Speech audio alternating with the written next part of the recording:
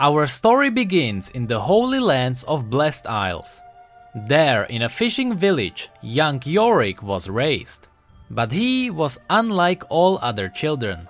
He had the ability to see and hear the dead. At first, he was terrified.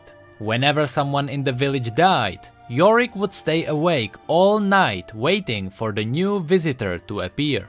He couldn't understand why these spirits chose to haunt him, and his parents wouldn't help him either. They told him that what he saw were nothing but nightmares. In time, he realized that the souls wouldn't harm him, that they were simply lost and that they needed to find the way to the afterlife. Since only Yorick could see these spirits, he took it as his job to escort them into the eternity. Soon he found enjoyment in his task. Every new ghost was a new friend. Unfortunately, none of them would stay forever, and every ghost would eventually find their place. To the dead, he was a savior, but to the living, he was an outcast. The villagers only saw a disturbed little boy who spoke to people who weren't there.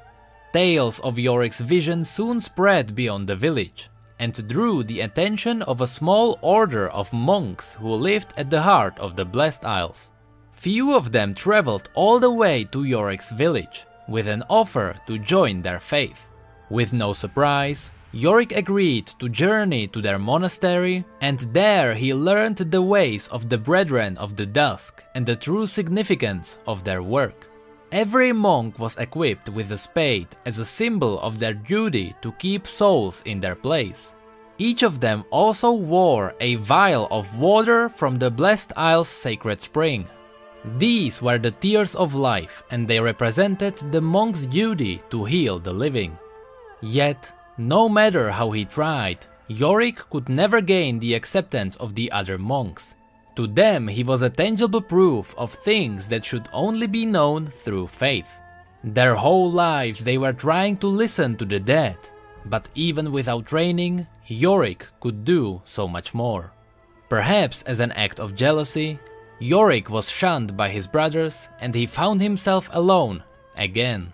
One morning, as he tended to his duties at the cemetery, Yorick was interrupted by the sight of a pitch-black cloud rolling across the surface of the Blessed Isles, devouring everything in its path. Yorick tried to run, but the cloud quickly enveloped him and plunged him into shadow.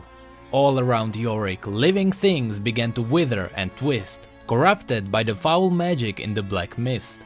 People, animals, and even plants began to transform into vile, ghoulish mockeries of their former selves. Whispers emanated from the rotten air around him, and his brothers began ripping the vials of healing water from their necks, as if the objects were causing them pain. A moment later, Yorick watched in horror as the monks' souls were ripped from their bodies, leaving cold, paled corpses behind. Among the quieting screams of his brethren, Yorick could hear voices within the mist. "Remove it. Join us. We will become one." He felt his fingers grasping for the vial at his neck, but he was able to force his hands away from his throat and commanded the howling souls to stop. The black mist screamed violently and darkness overtook him. When Yorick awoke, the winds had calmed and the once fertile lands had transformed into hellscape of the Shadow Isles. The black mist wrapped itself around him, trying to overtake the one living thing on the Shadow Isles. Yorick noticed that the mist dared not to touch the holy vial at his neck. He realized that it was all that kept him alive.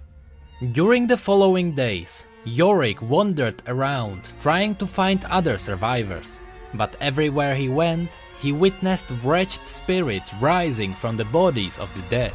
He slowly started picking up on the events that led to this cataclysm. A king had arrived seeking to resurrect his queen, but instead he had doomed the Isles and everything on them. Yorick wished to find this ruined king and undo the curse he had unleashed, but he felt powerless in the face of the seemingly endless death that surrounded him. Almost lost with grief, Yorick began to speak to the spirits around him, attempting to find solace with them as he had as a child. Instead, as he communed with the mist, corpses left the graves, guided by his voice. He realized the bodies he once buried in his duty were now in his command. A glimmer of hope shone from the heart of his despair. To free the dead from the Shadow Isles, Yorick would wield their power and their strength. In order to end the curse, he would be forced to use it. 100 years passed and Yorick finally found another living being. A man in a horrible state laying nearby a shipwreck. His bones were broken and he was bleeding from open wounds. Spirits of the black mist started swirling around him, ready to feast on warm flesh. But Yorick would not allow that. He threw the man onto his shoulder and marched back into his old monastery. Once they arrived, he put the man onto a massive stone table and began to check his vitals. Most of the man's ribs were shattered, and one of his lungs had collapsed. "Why do you waste your time?" asked a chorus of voices speaking in unison with the mist on Yorick's back. Yorick remained silent. He left the table and made his way to a heavy door at the back of the room. He had to press his shoulder against it to open it. "So much effort for naught," whispered the mist. "Let us have him." Again, Yorick stayed silent while he looked through scrolls, herbs and other medicine. For a moment, Yorick stared at these items, trying to remember how to use them. He picked up a few that looked familiar. Bandages yellow with age and some ointment that had long turned to crust. Then he returned back to the man. "Just leave him," said the mist. "He was ours the moment he came ashore." "Quiet," snapped Yorick. The man on the table was now gasping for breath.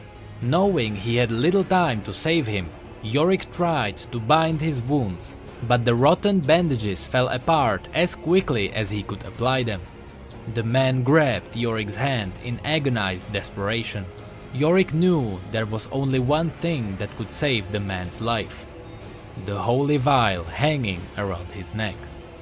But Yorick knew that the man was doomed, and if he used the tears of life, he would be too. He stepped back from the table and watched as the man's chest rose and fell for the last time. The black mist filled the room, spirits crawling out from it in anticipation. The mist shivered eagerly, then ripped the dead man's soul from his body. It cried loudly before it was devoured by its new host. Yorick stood motionless in the room and uttered a barely remembered prayer. He looked at the soulless husk on the table, a bitter reminder of the task he had yet to complete.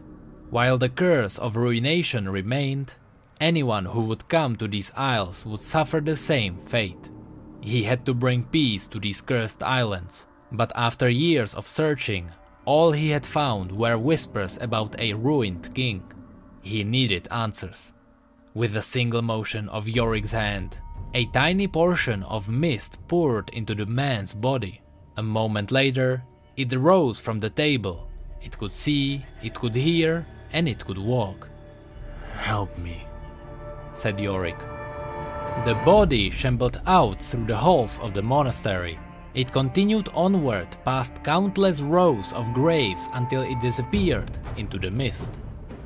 "Perhaps this one would return with the answer."